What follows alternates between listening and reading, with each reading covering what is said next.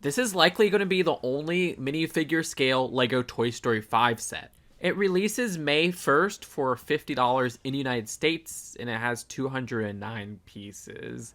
As with many of the more expensive 4+ LEGO sets, this is a ridiculous price. This should not be $50. This is ripping off families at that price. I guess this is going to be a reveal and a review smashed into one. There's so much wrong with this, and it's kind of a reflection of the current state of a lot of LEGO themes.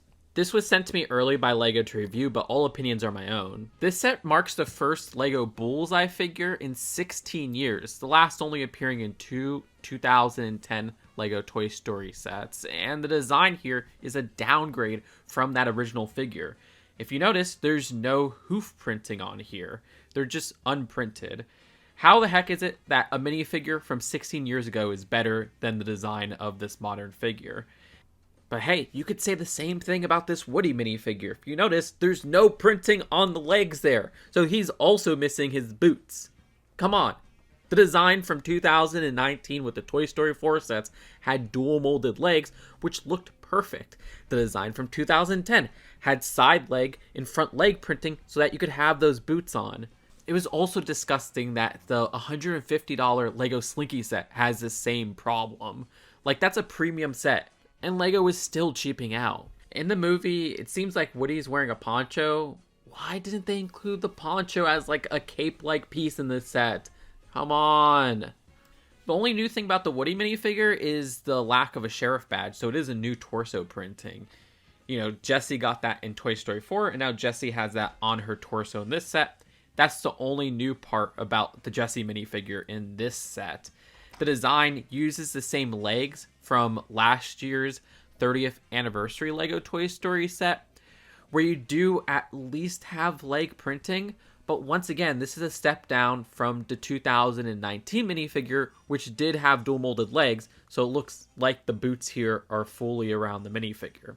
And even the 2010 figure had printing at the side of the legs. This looks really awkward when there's no printing at the side of the legs for these boots. Okay, I do want to get a little deeper with the Bullseye figure. It is interesting what they're doing here because apparently after a couple years, LEGO retires molds in the machines that they make these LEGO pieces, especially for specialized characters like this where they haven't appeared in any sets. And so it seems like somehow they revived that mold because from every angle I look at this is the exact same piece as the Bullseye from 2010, which if you didn't know, this is all one piece. You can't take the saddle off or anything there. But the printing and painting is different in many ways. So if you look at the front, you could see how the snout is actually a lighter design. It's a lighter tan. The eyes are fully printed, so they don't have like the eyelids showing. And honestly, the eyes themselves look a little bit more cartoony in that regard. The eyebrows are that's much more pronounced. There's a lack of ear printing inside the ears, which, yeah, that's a weird step down. Again, 16-year difference here. Then the saddle itself has a much more paint-like design going on there. But I mean, that's not really a problem. It's just interesting to see the shine differences between those two. Both still have that rubbery tail at the very back.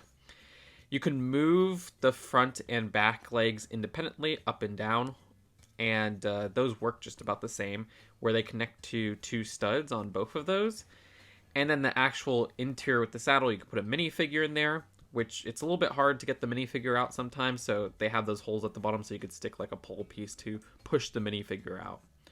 I mean, hey, we didn't get Bullseye with any of the Toy Story 4 sets, so at least this is an easy way to get Bullseye, even though, like I said, I think this is a downgrade. Now, we're going into new territory. The movie hasn't come out, so I'm just basing my info from what I saw in the trailers, from what I saw in other products, and this is Blaze's Pet Pig, which is not a toy. So we kind of have a mix of, okay, these are actual animals, and then these are toys. And I mean, even since 2010, the LEGO Toy Story theme has done that for many sets. That's not a problem. So the design here is actually a nice new printed piece. We haven't seen the pig in black before, so I love that. And I also love how this has some nice prints at the side, where you can see even one of the spots has like a little heart going on there, which is cute. Now, if you compare this to the look from the movie or from other products as well, there is some printing missing, especially with the front. There's some other spots like at the top, but I kind of wish they got a little bit of that whiteness at the front, but I guess that's a very hard thing for Lego to print, like a little stripe in the middle of the head right there. Then we also have these ponies. Well, one of them is a Pegasus, and it seems like now we got a pseudo Twilight Sparkle. Yeah, they've been doing all these pseudo My Little Pony characters with this new foal piece. These are two new colors for pieces. So we have the purple base and the pink hair, which is really nice. Then you have the wing piece right there, which hasn't come in this purple color before. So that's very welcome. Judging from the trailers, I'm guessing it's one of these My Little Pony-esque characters actually in the movie as well, which is kind of funny. Then we have this pink foal, which the design here is the same one that was found in that $30 Creator Pony Castle from last year. Also, it's weird that Woody has his pull string in this set. Maybe he gets a new one in the movie. I can't see Lego making that big of a mistake, right? This is a 4+ set, so expect a simple build. The design here is similar to the 4+ Lego Farm that we got back in 2022. That was a $70 set, so no matter how poor the price is of this set, at least it's not that. Even if the barn build is simple and for toddlers, I will admit the design here isn't terrible. Like, you could probably fit this in a Lego City Farm setup and it wouldn't look too out of place. We do have an interior that has an interesting printed piece of one of these larger bricks, and you can see that there's more ponies on there. Again, questions of scale here when you have actual full ponies and the ones on the wall. But you can also see some trophies on there, and the design to the left of that has some poop. Yeah, there's Lego poop pieces. Utensil holder in the middle right here with a brush and a pitchfork. Not much on this left side, but, you know, this area is used so that you could put Bullseye, you could put the ponies. There's not much to the top floor, but there's a haystack, and also there's these two boxes with a green apple inside them. The right of the building has an attachment of a playhouse, which you can see is easily removable if you want to separate those two buildings, but then you'll have those Technic pins sticking out. The design here is a very simple children's playhouse. I mean, I do like how it looks from the front. I do wish this was fully enclosed, but again, this is not something I would really expect for a 4+ set. And inside, there's a little tea setup. Unfortunately, no Miss Nesbit included in this set. And you can see how they have those teacups, which are in yellow, and that only came in yellow in the Willy Wonka set, so that's much appreciated. So at the front of the barn, they have these gates right here, so you could house the animals inside the barn, or you could pull out one of these gates and attach this set of gates right here. Then you have like a little pen for the animals. And to the left of the building, there's a little trough build, which you could see some carrots sticking out of the ground there. Very simple setup right here. And that also has a Technic pin connection to the base barn if you want to remove that. There's a side swing right here, which I do like getting that swing piece in black, which I think is the first time we're getting it in that color. This part right here apparently is a time capsule. I wonder how that's going to play into the movie, but inside there's a nickel, which is a print we've seen before. I also forgot this little wheelbarrow right here. To me, this is a failure of a set on both levels. What it is and what it could be. What it is something that feels ridiculously overpriced. It doesn't feel like it's justified. It feels like Lego put very low effort into the minifigures. I voiced my complaints on just how crappy the Woody minifigure is compared to previous versions. Same with Jessie. And Bullseye is even a step down. And it's like, that's the first time we're getting him in so long. The new characters added are fine, but even those feel like they're missing things, whether one being an exact reprint from a Lego Creator set that came out recently, or the pig missing some of the white spots and white stripes on him. If you remove the whole fact that the build is definitely not worth the price, these junior sets always feel so overpriced. The barn itself is not terrible. I mean, like I said, you could probably fit it in a Lego City. All of it just feels very indistinguishable, nothing really too exciting. Like, even me, as somebody who didn't care for the Toy Story 4 set so much, at least that was a distinct Carnival build for that large $50 set. This one just reminds me of two other Lego 4+ sets that released in the last 4 years. We got that City one, and we got that Mickey Mouse one. And then what it could be. Toy Story 5 is going to get one more set, it seems like, which is a Brickhead set. And we already know the characters in there. It's going to be Woody, Buzz, Jessie, and an alien. And that's it. So there's going to be no lily pad character, which is a shame. I thought we would have another small set or something like that that would at least have what seemingly is the main villain of the movie. Let me just quickly observe LEGO's minifigure sets for Toy Story leading up to this day. And I think back to when we got the Toy Story 3 sets in 2010, where we got a total of 5 sets for that specific movie, all of which were minifigure sets, none of which were 4+ sets, so they didn't feel simplified. And those had really distinct, interesting play experiences. We had a really lovely Western train, a trash compactor, which I can't think of any other LEGO trash compactors, and the design of this had such a fun play feature to it. The Pizza Planet Truck Rescue, okay, yeah, that was branded as a Toy Story 3 set, but that wasn't in the movie. That's still one of my favorite Toy Story sets to this day. I mean, I wish they would remake another LEGO Pizza Planet truck. And Lotso's dump truck was very affordable. It was something that was a good interpretation of the vehicle it's trying to replicate while still being screen accurate.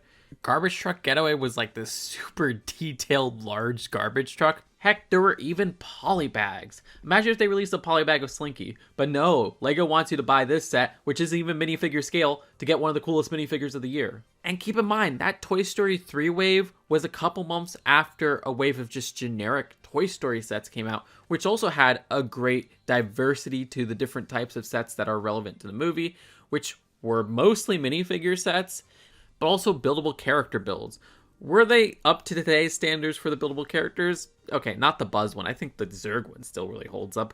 The Buzz one I would love to see remade, but for some reason they don't want to remake a new Buzz.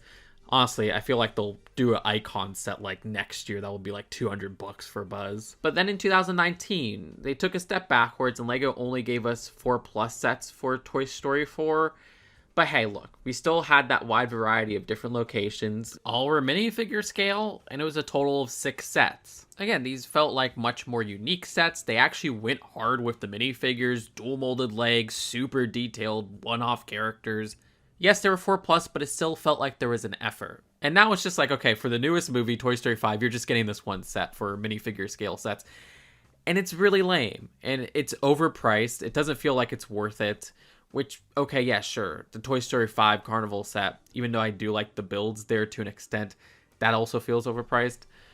But that's it. That's the only option to get any minifigures related to Toy Story 5. Of course, this is part of a wave where we have the pseudo tie-ins, so like they're all buildable characters. None of them are minifigure scale, except the Slinky Dog kind of has like a small interior of like a book that's not minifigure scale that I guess you could put Woody and Slinky in there, but yeah, that's such a stretch. And there you're getting the same crappy Woody figure in this set, the only difference being the torso. You're getting an amazing Slinky minifigure, but that's $150. So it feels like it's such a step backwards for the attention that Toy Story 5 is getting with LEGO. And this being the only option that's actually tied into the movie for minifigures is so disappointing to me. LEGO has really been leaning into the buildable figures and giving us little sets for new movies. Little in how many we get, unfortunately not in price. Seems like every year we get less and less, unless it's like a Star Wars movie. Yeah, Mandalorian and Grogu is getting 1 billion sets, even though I'm sure that's going to make a fraction of the money that Toy Story 5 is going to make. It makes you really disappointed as a Toy Story fan. Still, that's not to say the quasi tie-in sets that aren't specifically Toy Story 5 sets are terrible. I like the Alien set fine. Lots of sets definitely my least favorite of the 3, but it's still decent. The Slinky Dog is actually cool. It's just overpriced like this set. And again, it has some similar problems like the Woody minifigure. I don't know. This just makes me sad. I'm hoping maybe somehow later in the year they'll pull a secret release and be like, hey, yeah, there's one more Toy Story 5 set. It was a spoiler set. Here, we have a buildable lily pad in there. I don't know. It could even be like a $20 set. I don't care. I do not care about brickheads nowadays. They're literally just Funko Pop ripoffs to me. Once in a while, there'll be one that's super cute that I'll be like, okay, I kind of want that. But we already got a Woody brickhead. We already got a Buzz brickhead. So I don't care. So if all things considered, I think this is a garbage set. I'd give it a high 3 out of 10. This is just a disappointment on so many levels. It feels like a ripoff. The downgrade of minifigures that come out years after their previous version is extremely disappointing, and it feels like LEGO's really cheaping out. And this is a trend with so many other themes. Yes, I know it's for babies, but families deserve better who are buying this for their babies, and Toy Story fans deserve better. Let me know what you think in the comments below. Do you agree or disagree with my harsh takes on this set? Are you excited for it? Thank you again to LEGO for sending me this early. Subscribe here for more LEGO Toy Story content. Check out my other recent LEGO Toy Story reviews and even the old ones. just by clicking that playlist. Seriously, you clicking that like button on the video, clicking that subscribe button, and leaving a comment goes a long way because the algorithm is really crappy. Peace out. Bye.